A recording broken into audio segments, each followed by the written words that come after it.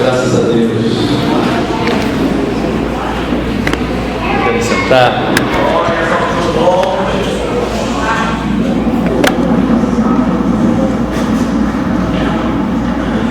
Um momento maravilhoso de adoração. O pastor Del teve uma inflamação no dente, está com o rosto inchado, não pôde fazer o louvor. De última hora, a gente teve que refazer a escala do louvor, né? Tocar com gente que não estava acostumada a tocar junto, por exemplo, a Tayana, cadê ela? Que nunca tinha tocado com a gente, está aqui, a coisa... A gente tem um momento de adoração tão lindo desse, graças a Deus. Chama então as crianças para virem aqui à frente, para a gente orar por elas. Já tem 3 aqui, né? Já entenderam como funciona.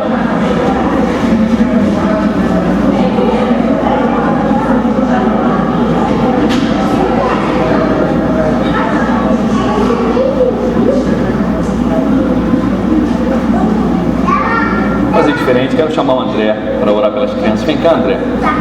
O André, um dia desses, contou uma história bonita, dizendo que ele foi orar com o filho dele dentro do quarto, de repente Deus visitou e passaram por uma experiência com Deus, ele e o filho dele, que tem menos de 10 anos de idade. Pedi para o André orar aí. Não precisa subir, não? Tá bom.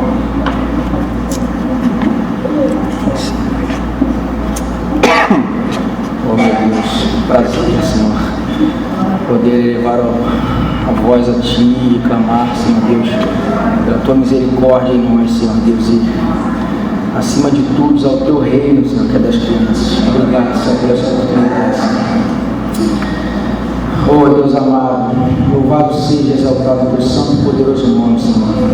Abençoa, ó Deus, esses pequeninos que desde pequenos, Senhor Deus, sejam conduzidos, Senhor Deus, por Ti, que para a honra e glória do Seu nome, Senhor Deus, sejam servos fiéis do Teu reino, Pai, e que eles possam aprender, Senhor Deus, de Ti, e que mais e mais, Senhor Deus, sejam, Senhor Deus, anelados a Ti, e que entregue, Senhor Deus, suas pequeninas vidas a Ti, Senhor Deus. Dê a eles entendimento, Senhor Deus, da Tua verdade, da Tua vontade.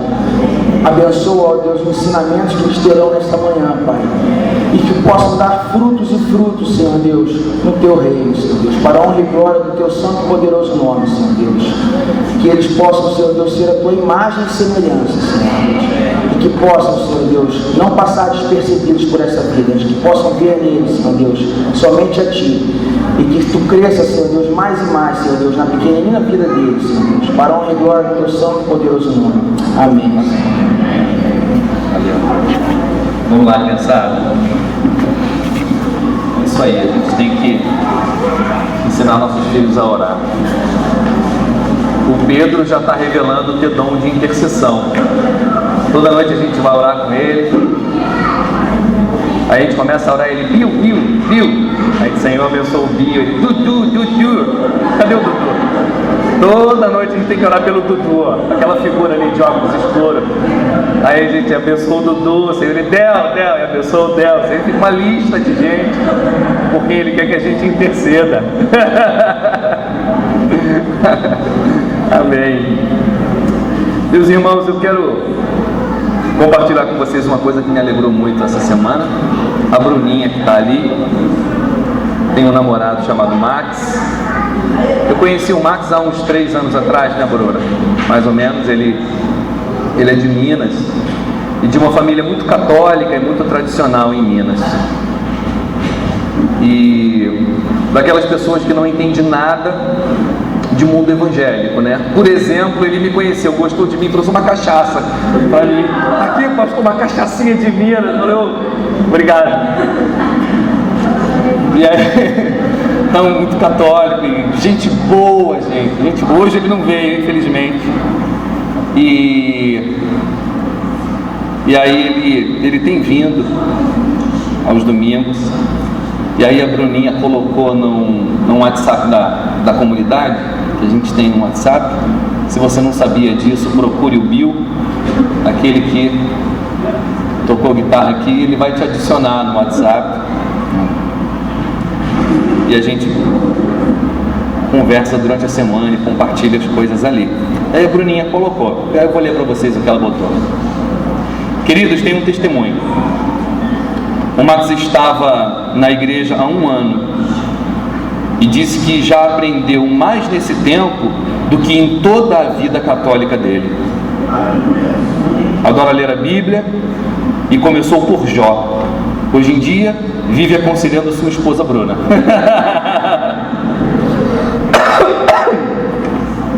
Então, graças a Deus por isso, saber que tem gente que está conhecendo a palavra, né? Aliás, o esposo da Bárbara também, né, Bárbara? Tinha aversão a crente. E eu entendo ele, né? Nós somos terríveis, né? E ele começou a frequentar aqui a comunidade e está lendo o livro de Jó, né, Bárbara? E eu estou muito feliz por isso, né? Tem muitos outros testemunhos para contar, mas eu vou contando ao longo dos domingos, né? Gente, quem vai pregar aqui hoje é o pastor Davi, uma pessoa muito especial. Alguns de vocês já conhecem, ele pregou aqui há uns 6 meses, né? Ele, amigo do pastor Del de turma, eles fizeram um seminário juntos, né? E tivemos o prazer de congregar juntos na igreja presbiteriana da Barra. E o Davi é daqueles jovens com um espírito excelente, né? Uma cabeça brilhante, um coração apaixonado por Jesus. E ele e sua esposa Mayra foram para a França, e ele foi ser missionário na França. Deus colocou uma igreja na mão dele para ele pastorear, e essa igreja certamente já cresce mais, estatisticamente falando, do que outras igrejas, do que a média, né? Então ele pastoreia uma igreja em Paris, ele mora lá. É um casal que segura o leão pela juba, né? Porque eles não vivem de tempo integral do ministério, eles precisam trabalhar para se sustentar e pastorear a igreja. E esse ano eles passaram por um susto, porque a Mayra, na sua 2ª gravidez, tinha um problema no coração que se desenvolveu durante a gravidez, né? Foi um grande susto. O Davi vai contar para vocês. E a gente estava conversando ali na cozinha, e ele contando das dificuldades, né, de se pastorear uma igreja na França. Bem interessante, porque a França é o berço do racionalismo, né? Só que a maioria das igrejas evangélicas lá, elas são completamente místicas. Então tem alguns movimentos teológicos que alguns de vocês conhecem, como Rebecca Brown, Kenneth Reagan, essas coisas prosperam lá. É impressionante, quando a pessoa sai de um racionalismo ateu, ela entra para a igreja, ela não tem a pretensão de usar a inteligência na fé.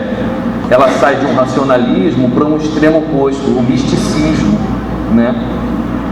E o Davi tem a difícil e gloriosa tarefa, né, de pregar um evangelho que não exclui o cérebro, né, que apaixona o coração, transforma a vida, e onde você pensa, né?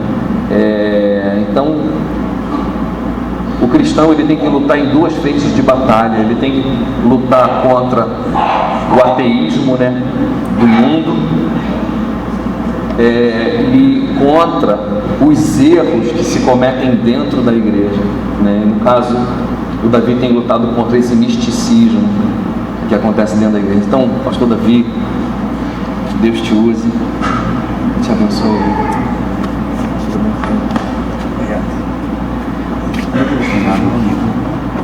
A gente conseguiu, Eduardo, o vídeo? A gente vai passar um videozinho aí. Foi de improviso de última hora, então se o áudio não estiver bom, vocês perdoam a gente.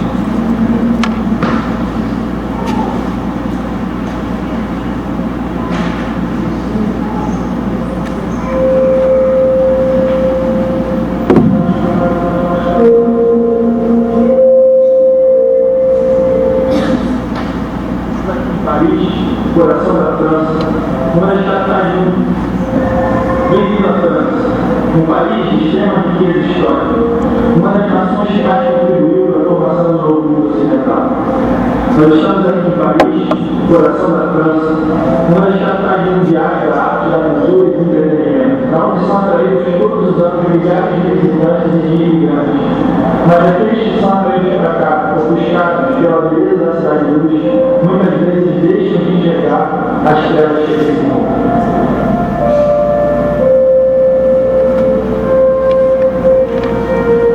Percebe-se que por aqui existe uma sensação muito grande de falta de significação ou propósito para se viver. Ainda de maneira maquiada, a França apresenta um dos maiores índices de suicídio do mundo. E nós não temos como ignorar que essa tragédia social não esteja vinculada ao fato de que essa nação jamais conheceu o Evangelho. A França, o grande reformador Calvino, não conheceu os frutos do seu trabalho. Calvino, assim como seus discípulos relevantes, tiveram que fugir devido à grande expressão intelectual e declararam para abençoar muitas outras nações, mas não a sua parte. Somente aqui, na Praça da Concórdia, foram executados mais de 3.000 protestantes num só dia, no que ficou conhecido como o grande massacre de São Bartolomeu. Desde então, o Evangelho na França não ultrapassaria mais de 3% da população. A situação varia na Catalunha, menos de 3% da população é declaradamente evangélica. Como sabemos, hoje, 7 igrejas para uma população de mais de 2 milhões de habitantes. Apenas 45 delas são voltadas para o mundo brasileiro.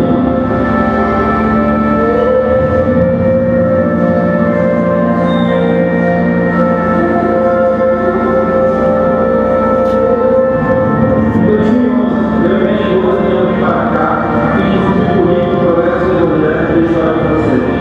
Em 2012, nós nos engajamos com esse grande sonho de Deus que começa a na realidade da França, que é a plantação da igreja comunitária. Nós não queremos uma igreja acolhedora e contextualizada, mas que ao mesmo tempo seja compromissada com a sã doutrina bíblica. Nós também desejamos que essa comunidade seja completamente engajada com a missão de Deus. Nossa igreja está hoje estruturada em grupos pequenos que se encontram uma por semana para discutir as pregações que têm sido feitas por livros. E um dos maiores focos da nossa igreja hoje é a formação de discípulos que formem discípulos. Nosso grande sonho é que o trabalho que a gente tem começado aqui possa perdurar. Nós temos então investido bastante tempo na formação pessoal de discípulos, a fim de que eles se tornem capazes de reproduzir a fé cristã.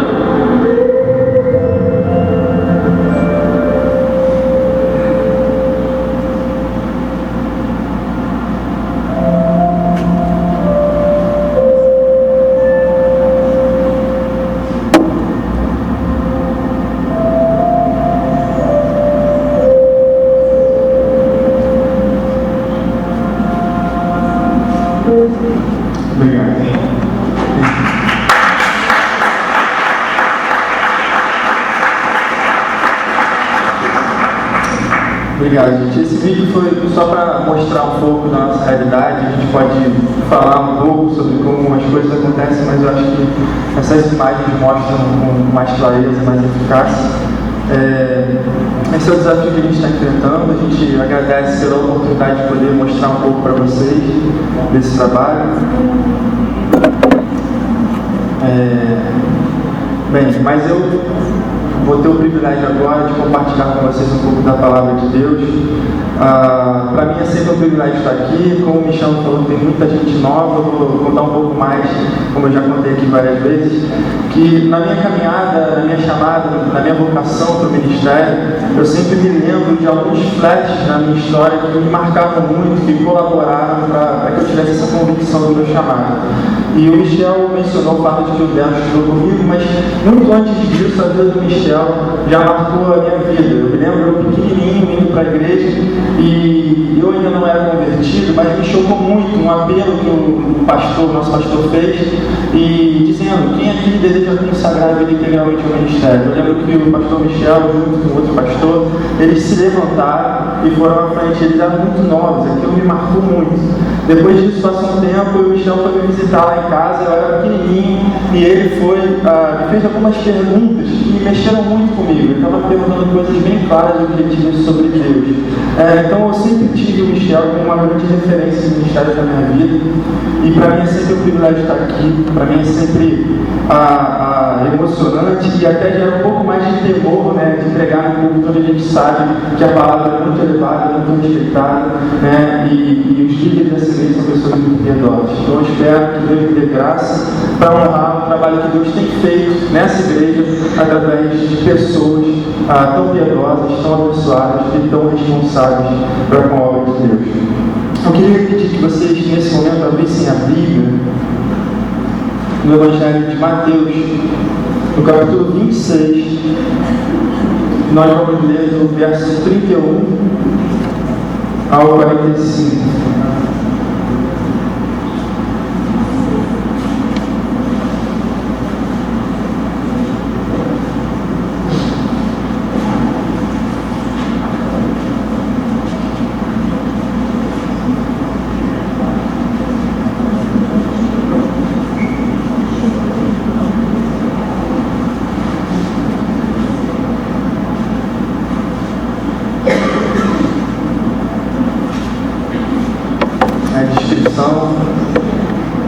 Os momentos finais da vida de Jesus, a sua oração no Getsemane, que significa aquela prensa de azeite, um momento de muita angústia. Diz assim a palavra de Deus: em seguida foi Jesus com eles a um lugar chamado Getsemane e disse a seus discípulos: assentai-vos aqui enquanto eu vou ali orar. E levando consigo a Pedro e aos 2 filhos de Zebedeu, começou a entristecer-se e a angustiar-se. Então lhes disse: a minha alma está profundamente triste até a morte. Ficai aqui e vigiai comigo.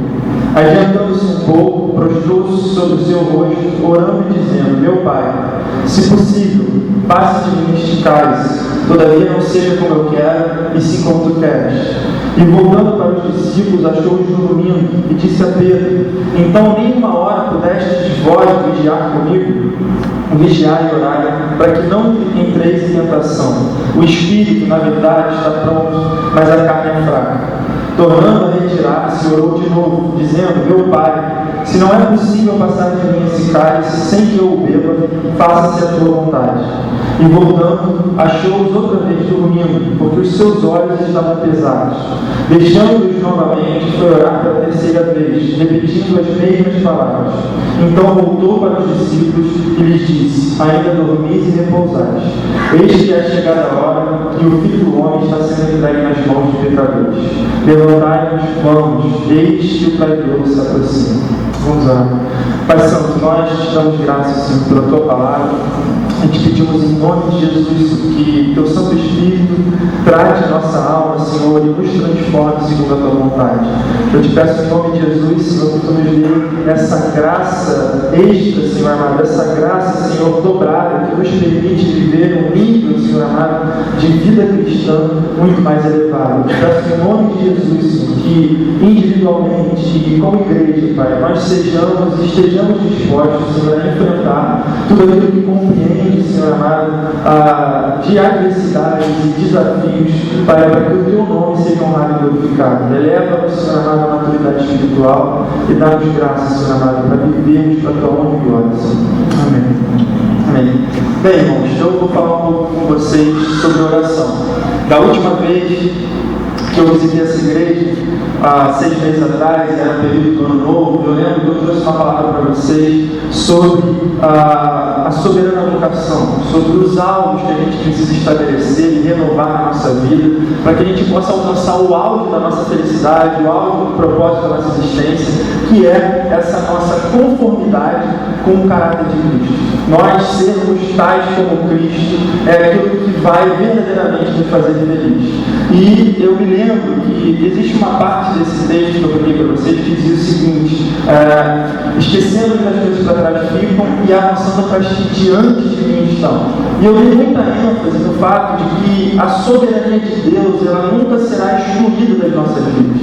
Deus é esse ser soberano que até mesmo as adversidades que chegam na nossa vida são adversidades permitidas ou trazidas por Deus, e elas haverão de cooperar para o nosso amadurecimento e para o nosso crescimento. E eu lembro que diante dessa passagem, eu senti aquele frio na barriga que todo pastor sente, e por isso muitos pastores se acovardam nesses momentos e deixam de pregar algo claro na Bíblia, porque temem viver aquilo que estão pregando. Mas muitas vezes nós nos tornamos reféns das nossas pregações. E eu preguei aquilo encorajando pessoas que porventura estivessem atravessando por momentos de grande sofrimento a permanecerem firmes, porque aquela circunstância, aquela adversidade haveria de contribuir para o nosso crescimento. Não muito depois daí, a gente voltou para a França e eu e a minha esposa tivemos exatamente que viver aquilo que nós tínhamos pregado. 2 dias depois de chegarmos na França, minha esposa grávida, depois de um tempo maravilhoso de restauração aqui no Brasil, minha esposa foi encaminhada para o CDI com um problema cardíaco muito grave, muito sério, e trazia riscos não apenas para ela, mas também para a nossa bebê. E nós passamos então 40 dias de deserto. 40 dias de muito sofrimento, de muito desafio, onde 20 desses dias a minha esposa passou no CDI e 20 desses dias a minha filha passou num tratamento intensivo depois de ter nascido prematuro. Foram os dias mais difíceis que a gente já viveu na França, e a sensação que a gente tem toda vez que nós nos envolvemos com a obra de Deus e que algo glorioso é feito, nós percebemos que o Satanás ele reage com muito poder. A gente não tem dúvida que muito de espiritual está envolvido nisso. A sensação é de que, como a Bíblia descreve, ele é realmente esse leão que ruge protegendo, guardar aquilo que ele está dominando, que está sob o domínio dele. Então, nós passamos por essas dificuldades. E quando eu me deparei com esse texto de Jesus no Getsemane, esse texto me confortou, me ajudou e me manteve diante dessa dificuldade com uma postura muito firme. Então, hoje, eu quero compartilhar um pouco com vocês essa questão de como orar quando a vontade de Deus é contrária à nossa vontade imediata. E como orar quando a vontade de Deus não apenas é contrária à nossa vontade imediata, mas quando a vontade de Deus também compreende o nosso sofrimento. Eu creio que esse é o maior desafio da vida do cristão, como eu creio que esse é o maior desafio da vida de Cristo. Nós não encontramos nas páginas da Bíblia oração mais difícil de ser feita como essa de Cristo. E é muito interessante que, de uma certa forma, todas as orações glorificam a Deus. Em que sentido? No sentido em que todas as orações são uma maneira de nós reconhecermos que nós nada podemos fazer por nós mesmos. A partir do momento em que nós estamos recorrendo a Deus, nós estamos reconhecendo que nós carecemos da sua atuação, do seu trabalho para realizar as coisas das nossas vidas. Então, ainda que nós estejamos orando por questões superficiais, muitas vezes utilitárias, a Bíblia nos encoraja ainda assim a confiar na generosidade de Deus e lançar sobre Ele todas as nossas ansiedades. Nossa relação com Deus é a relação de filhos com o Pai. Então não importa se nós estamos orando por caprichos ou por coisas superficiais, nós precisamos orar. Mas a Bíblia vai nos empurrar sempre para um nível mais profundo no campo da oração. Então, quando a gente olha, por exemplo, para a maneira como os puritanos dividiram os tipos de oração que a gente pode fazer, a gente percebe que existe uma espécie de hierarquia de importância, ou no sentido de algo que apraz mais a Deus quando nós estamos orando. Por exemplo, eles dividem as orações entre adoração, a gente encontra nos Salmos, o momento de maior privilégio e prazer na vida do cristão é o momento da adoração. Quando nós estamos nos deparando com Deus em meia oração, olhando para Ele como Ele é, e nós nos vemos diante da suficiência de Deus, as virtudes de Deus preenchem a nossa alma, as virtudes de Deus são suficientes para nos fazer felizes, mesmo quando todas as circunstâncias estão adversas. Esse momento é o momento de maior privilégio da vida cristã. No final das contas, a grande obra e sacrifício de Cristo não nos dá um privilégio maior do que o momento de oração para a comunhão com Deus. Por que eu estou dizendo isso? Porque se o grande plano da redenção tem como maior objetivo nos reconciliar com Deus, a maneira mais prática de provar, de experimentar dos ganhos da nossa redenção é o momento da oração. No momento da oração, nós estamos entrando com coragem, com paz, diante desse ser que representa o preenchimento completo da nossa alma. Então, orar é o maior privilégio que o cristão pode buscar na vida, especialmente quando se trata dessa oração de adoração. Nós também, então, conhecemos a oração de confissão, porque é inevitável que aquele que entre na presença de Deus verdadeiramente não veja a Deus como sendo mais glorioso de todos, e à luz de Deus nós enxergamos as nossas imperfeições. É impossível entrar no momento de oração, orando e contemplando a virtude de Deus e não enxergar a nossa miséria espiritual, a nossa carência. Isso vai nos empurrar para a confissão. Em seguida, as escrituras diziam que nós, então, quase que automaticamente, os puritanos diziam, entramos num momento de gratidão, porque quando nós nos deparamos com a nossa miséria e vemos o que Deus fez por nós, especialmente na cruz do Calvário, nós encontramos o perdão para o nosso estado e a esperança para a transformação de vida. Então nós somos gratos a Deus. Nós somos gratos a Deus por todas as coisas que Deus acrescenta às nossas vidas, detalhes, bênçãos, mas sobretudo gratos a Deus pela salvação. E, por fim, a quarta forma de oração, ou maneira de orar, eles consideravam como as súplicas, né? E, infelizmente, na maioria das vezes, nós vamos para o momento de oração somente para suplicar. E, por isso, existe uma desordem na nossa vida de oração. Nós pedimos errado a Deus, nós não contemplamos a suficiência de Deus, a grandeza de Deus, nós andamos carentes porque muitas vezes a gente para num momento de súplica. Nós vamos para a presença de Deus somente para pedir, mas não meditamos no seu ser, não meditamos na nossa natureza, e por isso, até mesmo os nossos pedidos não são reordenados ou organizados. Nós não oramos, acabamos não orando por aquilo que está na prioridade da vida de Deus. De toda maneira, todos esses tipos de oração glorificam a Deus. No entanto, a gente se depara nesse momento com um Jesus que está pedindo a Deus algo que ele sabe ser contrário à vontade de Deus e que ele sabe ser algo que compreende o seu sofrimento. E como a gente vai orar quando a nossa vida estiver diante dessa posição? Como a igreja hoje anda? No pior dos casos, a igreja vive focada na prosperidade. Nós oramos a Deus numa relação utilitarista. No pior dos casos, grande parte da igreja hoje vive assim. No melhor dos casos, a igreja vive focada no Monte da Transfiguração. Nós saímos do Monte da Transfiguração e agora nós estamos meditando no Monte das Oliveiras. Foi exatamente assim que aconteceu com Cristo.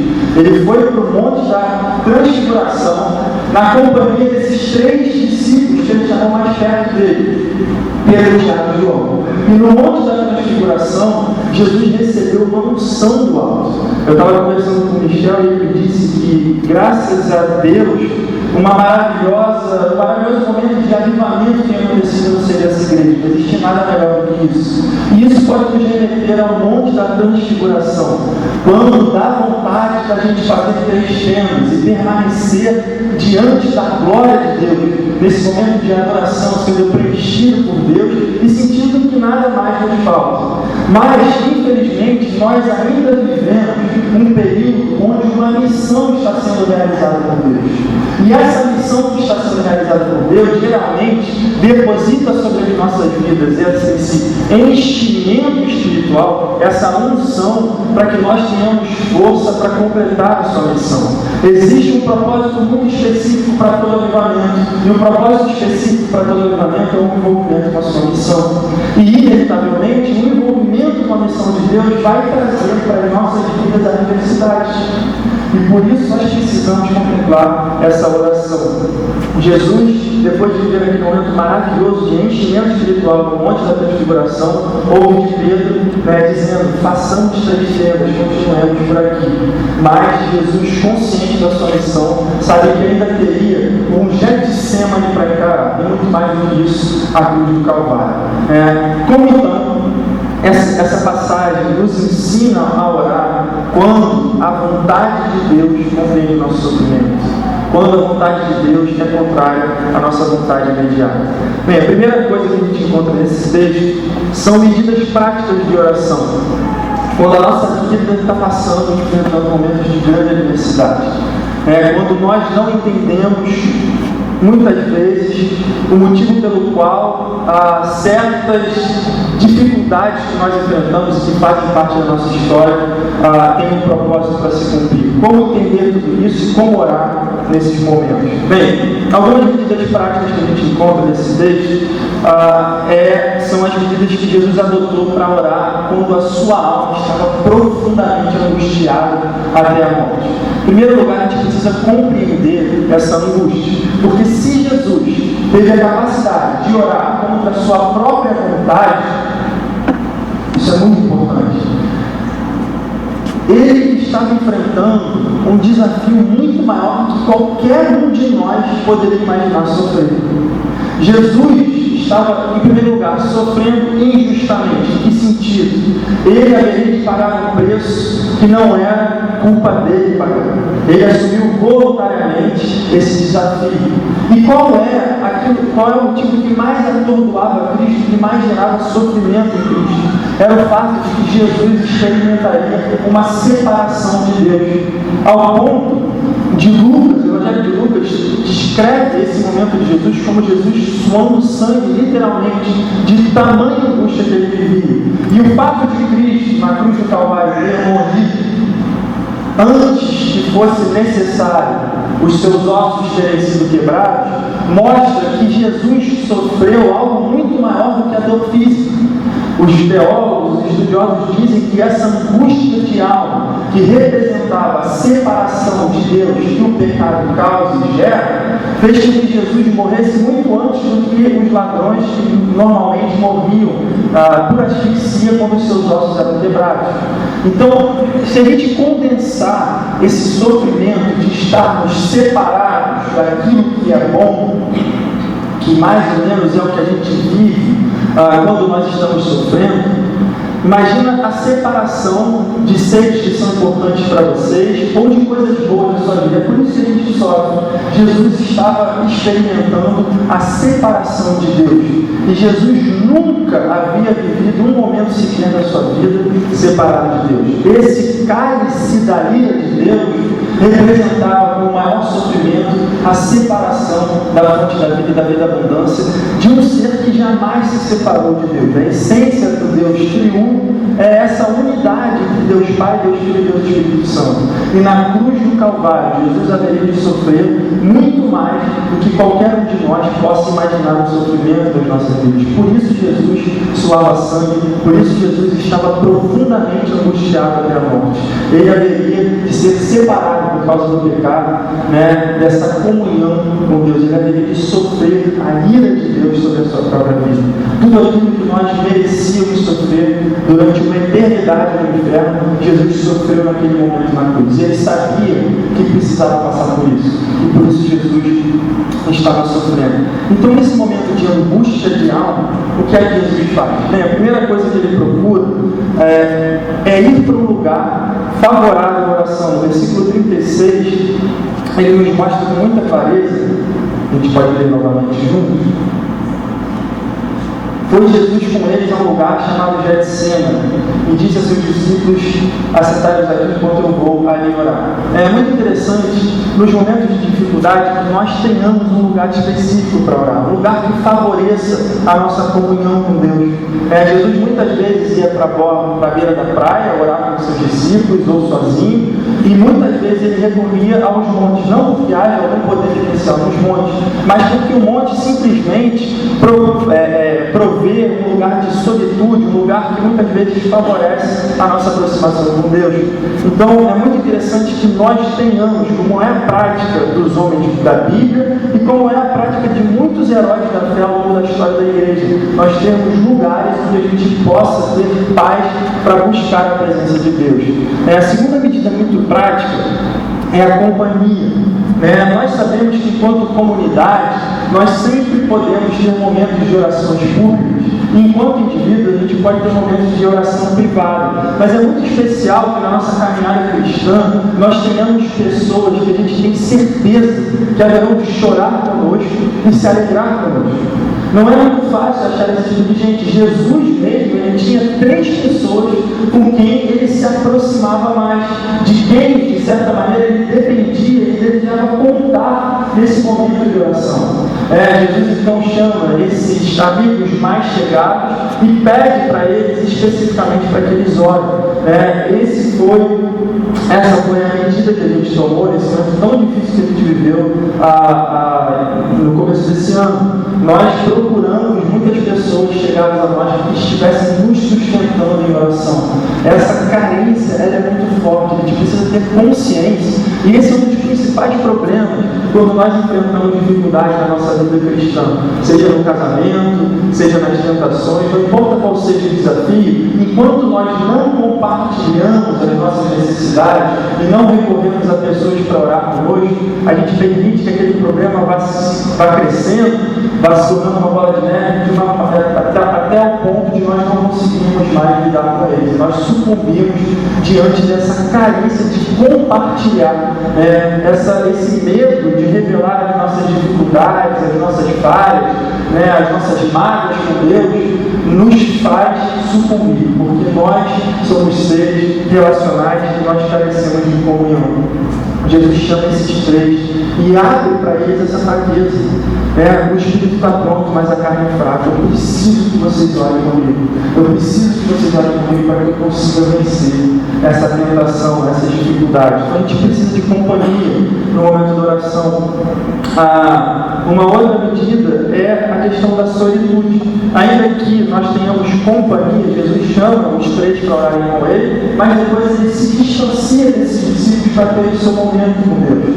A gente nunca pode se esquecer de que ninguém pode substituir a nossa relação com Deus. A fé cristã ela nunca é vivida por tabela. A companhia vai nos suportar na oração, mas a companhia não vai substituir a minha relação com Deus, porque Deus não tem netos, sobrinhos, tios. Deus tem filhos. E filhos precisam se relacionar diretamente com o Pai. Então Jesus, ainda que tenha montado uma equipe para apoiar a oração, Jesus foi para aquele canto específico orar, para ter o seu momento de solitude com Deus, individual com Deus. Uma outra prática muito interessante é que o texto nos fala sobre uma postura física específica.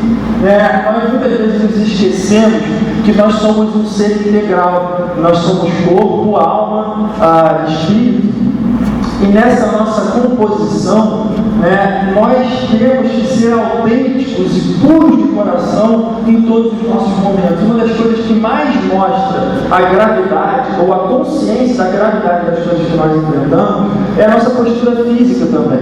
A gente vê muitas igrejas exagerando, por exemplo, nessa euforia que a presença de Deus pode trazer. E muitas vezes o corpo vai se manifestar. Mas nos momentos de oração, isso é muito interessante na Bíblia. A gente se lembra, por exemplo, de homens rasgando as vestes, lançando sobre si cinzas.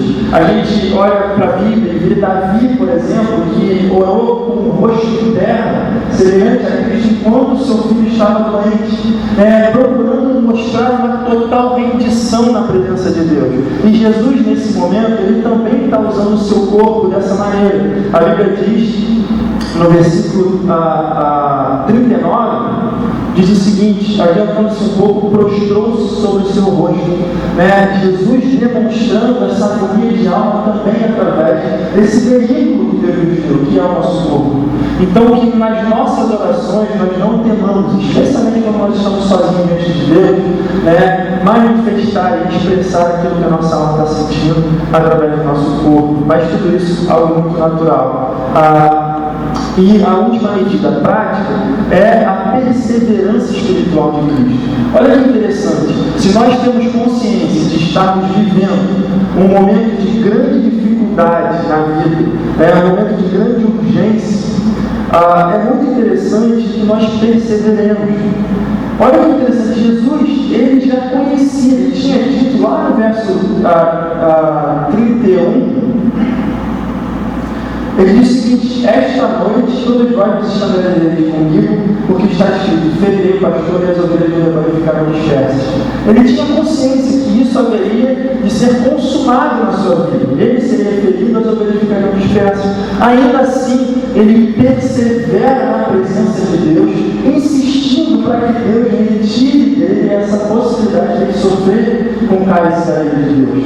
Então a gente tem que perseverar na presença de Deus em todo o sofrimento que a gente enfrentar. A Bíblia diz que por 3 vezes Jesus foi orar, por 3 vezes Jesus foi conferir se os seus discípulos estavam orando com ele, mas é muito interessante ver também que nessas 3 vezes, uma dessas vezes, ele vira-se para os seus discípulos, nem por 1 hora pudeste vigiar. Então a gente sabe que no mínimo 1 hora Jesus estava gastando na presença de Deus, em pelo menos cada uma dessas vezes.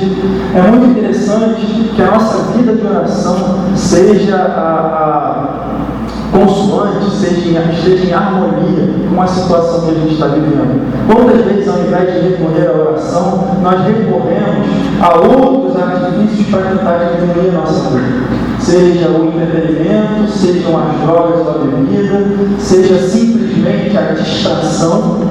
Mas ao invés de gastar tempo com essas coisas que podem até amenizar um pouco a nossa dor, elas jamais haverão de apagar profundamente a nossa dor. Porque no final das contas, ainda que o sofrimento permaneça e a gente tenha que enfrentá-lo, somente Deus é capaz de nos consolar. Ainda que Deus não tire o sofrimento das nossas vidas, Ele é o único capaz de nos consolar, de verdadeiramente trazer esse consolo do qual nós tanto carecemos. Então nós precisamos perseverar na presença de Deus se nós queremos verdadeiramente enfrentar esses momentos de grande dificuldade. Bem, essas são as práticas espirituais que nós podemos adotar para orarmos nesse momento. A segunda verdade, procurando responder essa pergunta, como orar quando a vontade de Deus é contrária à nossa vontade imediata, é que nós devemos sempre nos relacionar com Deus como nosso Pai Celestial. Muitas vezes o sofrimento gera no nosso coração algum tipo de mágoa contra Deus e a impressão de que Deus é contra nós e não a favor de nós. Nós olhamos para essas dificuldades, para essas fraquezas que nós carregamos na vida e que muitas vezes fogem do nosso âmbito de decisão. Nós não escolhemos certas coisas para nós, mas nós temos 2 maneiras de reagir a isso. Ou nós vamos procurar entender que Deus é o nosso Pai Celeste, como a Bíblia nos revela, ou nós vamos crer mais na nossa concepção de Deus. E a nossa concepção de Deus muitas vezes vai forjar para a gente, com a ajuda de Satanás, é claro, que Deus é um Deus contra nós e não a favor de nós. Quando a gente olha, por exemplo, o caso de Davi, quando ele estava tentando transportar a Arca da Aliança, que simbolizava a presença de Deus, a arca quase cai, e aqueles servos de Davi tentam segurar a arca, eles são fulminados pela santidade e pela presença de Deus. Davi tinha as melhores motivações no seu projeto, mas ele acaba perdendo 2 pessoas de muita importância, que tinham sido motivadas da melhor maneira possível. E quando esses homens morrem, ao invés de Davi permanecer procurando a arca de Deus, ele afasta Deus de si mesmo. Somos nós que tomamos muitas vezes a postura de afastar Deus da nossa comunhão, porque nós temos a impressão de que Deus é contra nós porque alguma coisa de errado aconteceu na nossa vida. Mas nós não podemos nos esquecer, assim como Cristo, que Deus é o nosso Pai. Não importa qual seja o sofrimento que visite a nossa tenda, nós precisamos confiar inteiramente na sua vontade perfeita. A vontade de Deus pode ser contrária à nossa vontade imediata, mas isso não significa que a vontade de Deus não vá redundar no nosso benefício próprio, na promoção do seu reino, na glória do seu nome e na nossa felicidade pessoal. Então, a vontade de Deus é muito mais perfeita do que aquela vontade imediata que Cristo estava sentindo enquanto homem naquele momento. Jesus desejava não passar por aquele sofrimento, mas Deus sabia que através daquele sofrimento Jesus haveria de ressuscitar e que multidões seriam salvas e redimidas através daquela obra de Cristo. Ainda que nós hoje não tenhamos a capacidade de ver como o nome de Deus será glorificado e como a nossa vida haverá de encontrar um sentido muito maior e muito mais glorioso através desse sofrimento, o fato é que isso está se cumprindo nesse momento através desse sofrimento.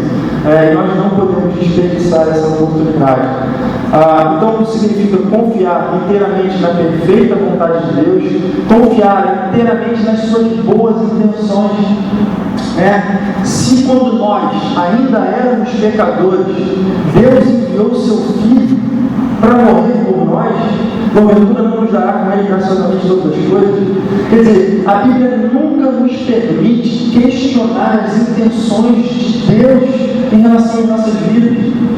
Deus, quando nós estávamos perdidos, inimigos de Deus, não poupou a vida do seu próprio Filho. Nenhum ser humano pode questionar as boas intenções de Deus em relação às nossas vidas, porque todos nós merecíamos o inferno. Todos nós merecíamos o sofrimento eterno. Nós éramos inimigos de Deus.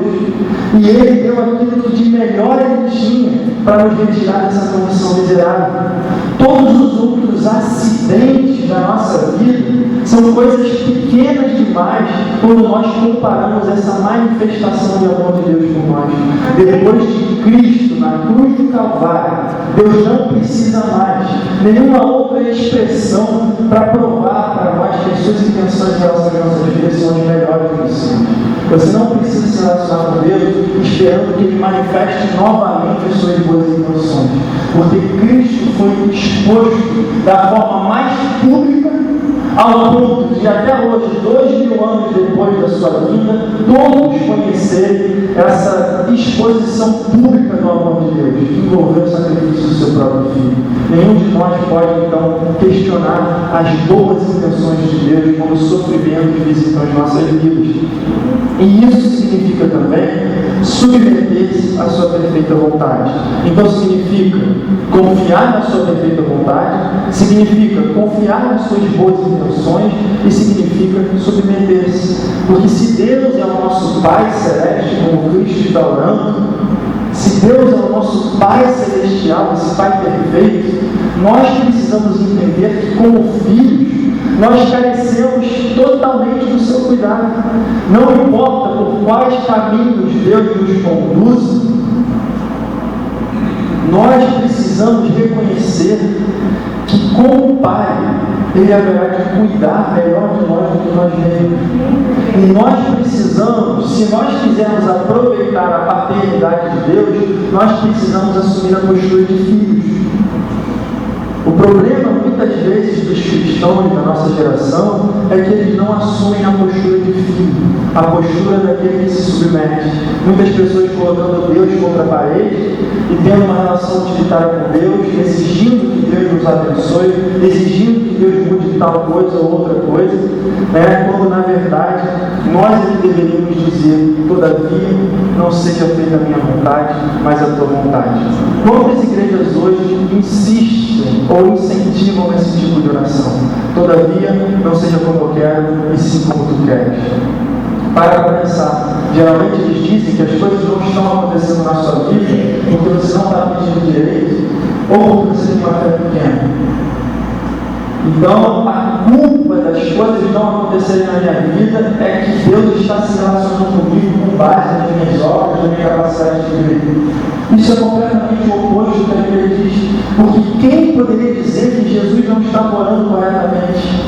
Ou que Jesus estava sofrendo por algum tipo de pecado que ele tinha cometido? Isso não estava na cara da teologia da prosperidade, não estava na cara daquelas orações da autoridade espiritual que foge ao padrão bíblico da autoridade espiritual. A autoridade espiritual na Bíblia é reservada para a sustentação em meio ao sofrimento e para a vitória sobre as forças malignas, quando essas estão se interpondo à promoção do reino de Deus. Ide por todo mundo e pregar o evangelho a toda criatura, toda autoridade que foi dada nos céus e na terra, ide portanto e pregar o evangelho. E essas promessas repousam especialmente sobre a missão da igreja. E Cristo estava aqui envolvido com a missão da igreja. No entanto, não foi a vontade imediata de Cristo que se cumpriu. Foi a vontade soberana de Deus, foi a vontade do Pai. Então é muito interessante que a gente se submeta à vontade de Deus como ao Pai. E a última verdade é que nós devemos nos lembrar que o sucesso de toda oração é o cumprimento da perfeita vontade de Deus. Bem, se Jesus sabia que a sua oração não seria respondida segundo a sua vontade imediata, o que é Deus? O que determina o sucesso dessa oração? O sucesso dessa oração, como a Bíblia coloca claramente, é que a vontade de Deus se cumpra. O segredo está nos versículos 41 e 42, quando ele diz: tornando a retirar-se, orou de novo, dizendo: meu Pai, se não é possível passar de mim esse cálice sem que eu beba, faça-se a sua vontade.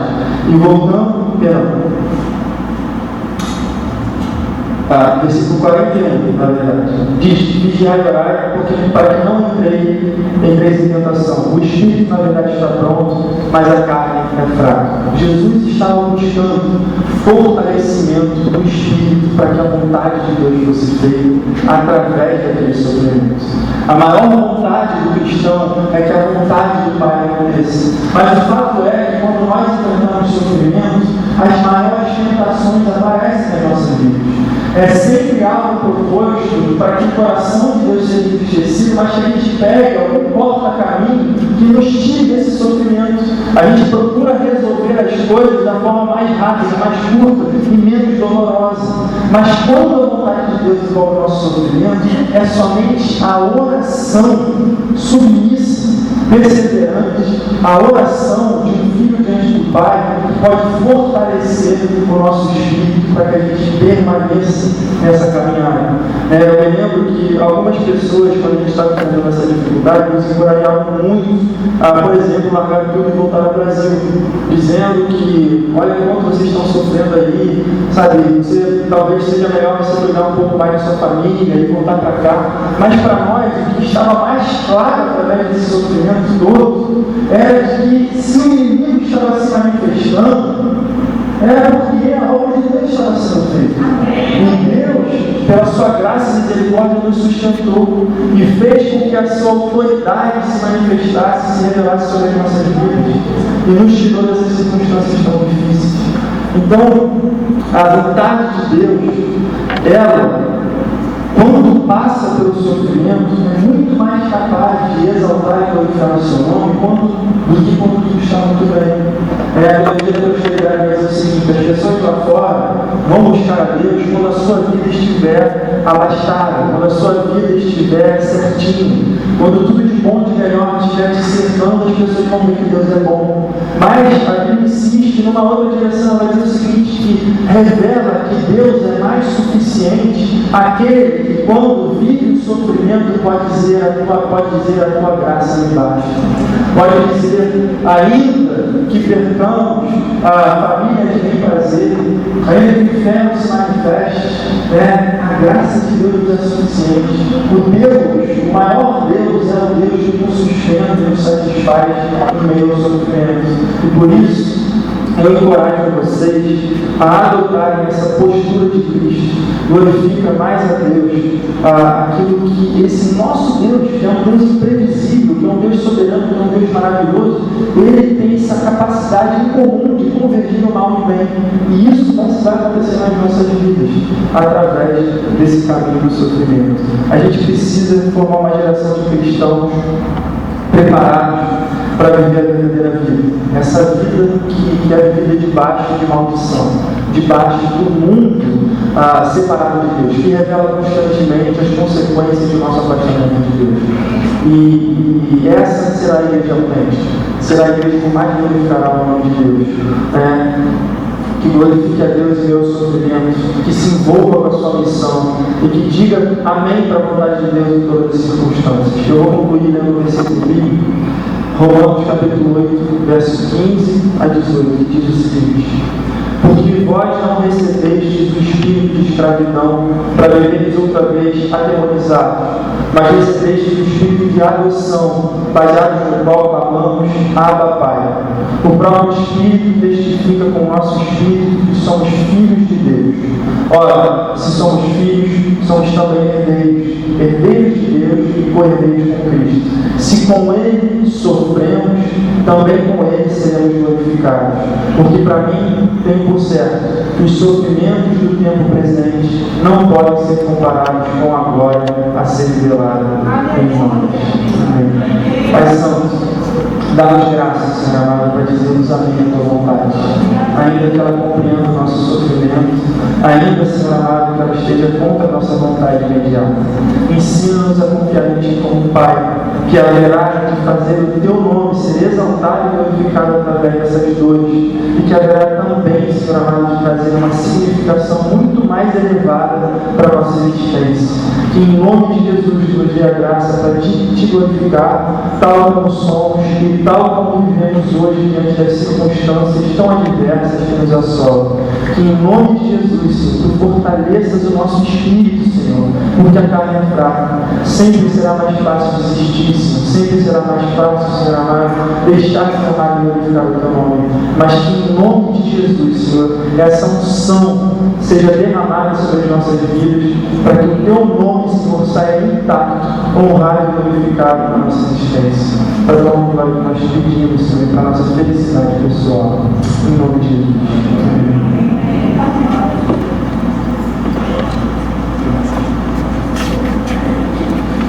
Amém. Meus irmãos, aproveitar o momento enquanto Davi falava e contava um pouco da história dele. E ele disse que o chamado dele se deu ainda quando criança, ele começou a ver e ele foi motivado por um apelo que eu e o pastor Tiago aceitamos, né? Éramos jovens ainda, nos tornaríamos pastores anos depois. Eu quero fazer um apelo a você, pedir que você não pegue o envelope agora, vamos esperar um pouquinho, passar um momento de arrecadação só daqui a pouco, só para que todos vocês possam prestar atenção no que eu estou dizendo. Eu quero fazer um apelo para que você possa aceitar a mesma coisa que o Davi aceitou anos atrás. Estava sentado ali pensando, né? Eu nunca vi um aleijado andar na igreja. Esse tipo de milagre eu nunca vi. Agora eu vi outros milagres, por exemplo, a vida do Davi. E eu não estou aqui para exaltar homens não, tá, meu irmão e minha irmã? Eu não quero exaltar a vida do Davi. Só quero dizer o que significa chamado. Davi é um jovem bonito, ele poderia ser modelo. Eu não sei se ele chegou a ser modelo, né? Um pouquinho. Ele era surfista profissional. Pensa nisso, o cara é pago para surfar. Né? E ele não era que nem eu, que era surfista burro. Ele era inteligente, então ele fazia desenho industrial na PUC. E como ele era inteligente, ele passou entre os primeiros lugares, então ele tinha bolsa para estudar lá, né? E aí o sujeito resolve largar o surf, largar a faculdade, e resolve morar numa kitnet em Paris. Que, desculpa entrar na intimidade dele, ele senta no vaso com os pés dentro do box, porque o apartamento é um ovo, né? E passar dificuldade financeira, porque em euros, qualquer coisa que a igreja do Brasil enviar é dividido por 3 ou por 4, por 3, porque o euro é 3 vezes caro do que o real. E aí eles trabalham lá. O primeiro filho deles nasceu em Paris, e lá na França eles não valorizam a cesariana, né? Eles querem ter parto normal. E aí a Mayra passou por um parto de 32 horas de sofrimento. Existe uma onda aqui agora no Brasil que é parto humanizado, né? É que a mulher sem anestesia, sem o médico empurrando a barriga. Gente, parto humanizado para mim é cesárea, porque nada é mais humano do que a medicina, né? Nada é mais animal do que a natureza. Então, parto humanizado é a cesariana, porque eu amo medicina, anti-inflamatório, anestesia, sou humano, inventa isso. O que não é isso é animal. Enfim, um parto de 32 horas. Aí o segundo filho, ela quase morre, e o bebê também, porque ela tinha um problema no coração. No entanto, eles resolvem largar tudo aqui, né, e ir para lá, passar perrengue, dificuldade para poder pregar o Evangelho. Isso é milagre. É um Deus que transforma o coração, que produz desapego, algo que para a gente é glorioso, né?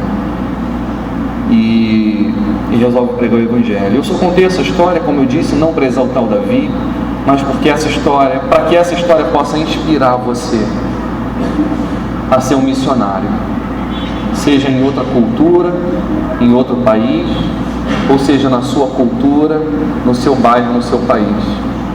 Você pode ser um missionário, e para isso você não precisa abandonar o seu emprego, a sua faculdade, mas desde que a missão central da sua vida seja glorificar Cristo. Que o centro da sua história não seja você mesmo, mas seja o seu Senhor.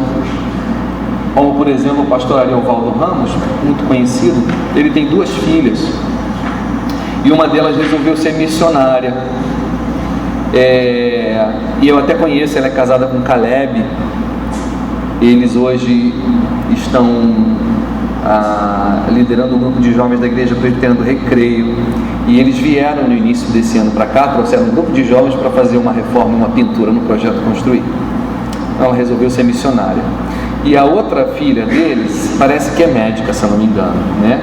E aí alguém da família, dessas pessoas sem noção, chegou: que bom, né?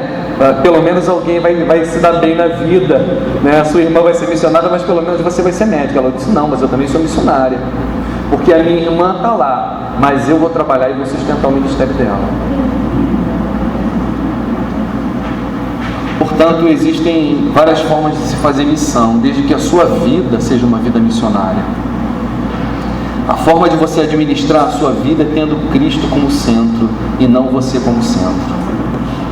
Quero convidar você então a vir aqui à frente, consagrar a sua vida a Jesus. Você que quer ser um missionário, vem aqui à frente, eu quero orar por você. Davi não bebeu água, eu vou beber também.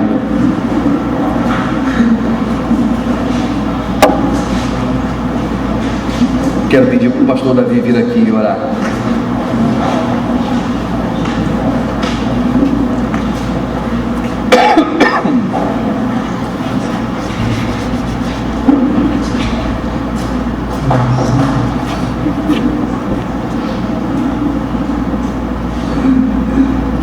Pai Santo, não há milagre maior, Senhor, do que a transformação do coração, Senhor. Os teus laços de amor, Senhor amado, nos envolveram de maneira por demais autêntica, Senhor, para acreditarmos que nós possamos governar o nosso cristianismo, controlar a nossa fé, Senhor. Se de fato, Pai, nós enxergamos a Ti na beleza da Tua santidade, Senhor. Se de fato nós entendemos de quão grandes misérias Tu nos tiraste, Senhor, e nos transportaste, Senhor, para esse oceano, Senhor, de amor, Pai Santo, que não apenas satisfaz, mas transforma, Pai. Se de fato nós tivemos experiência, Senhor amado, autêntica e real contigo, Pai, Tu nos fizeste pequenos Cristos, Senhor. Senhor, e esse ato voluntário, Senhor, de reconhecimento, Senhor amado, de que os Teus laços de amor, Senhor, dominam o nosso ser, que isso seja aproveitado por Ti, Senhor amado, nesta manhã.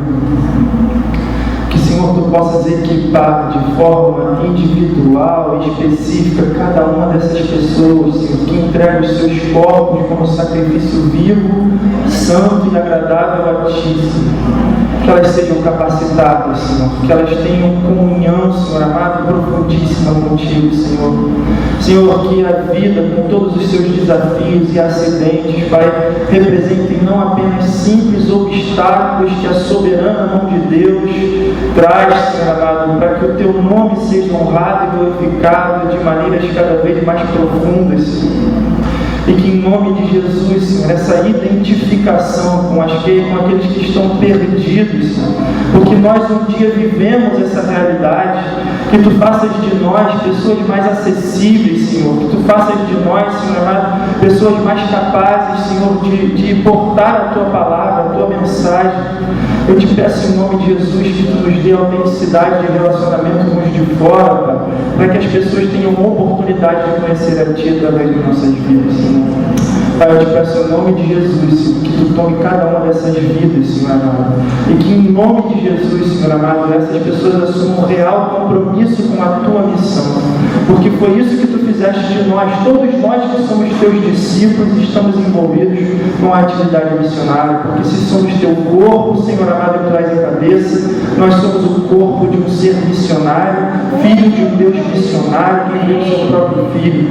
E eu Te peço em nome de Jesus, Senhor, que Tu confirme vocações específicas, mas que em nome de Jesus, não importa aonde os pés dessas pessoas passarem, que sejam, Senhor, reconhecidos como os formosos pés daqueles que anunciam. Amém, Jesus. Pai, Senhor, eu Te peço em nome de Jesus, Senhor, que a nossa vida deixe de ser centrada em nós, mas que seja centrada em Ti. E que em nome de Jesus, Senhor, Tu estabeleças o caminho, Pai, de cada um deles, para que eles glorifiquem o Teu nome, tal como eles demonstram ter a vontade de fazer, com Tua honra e glória, Senhor. Amém.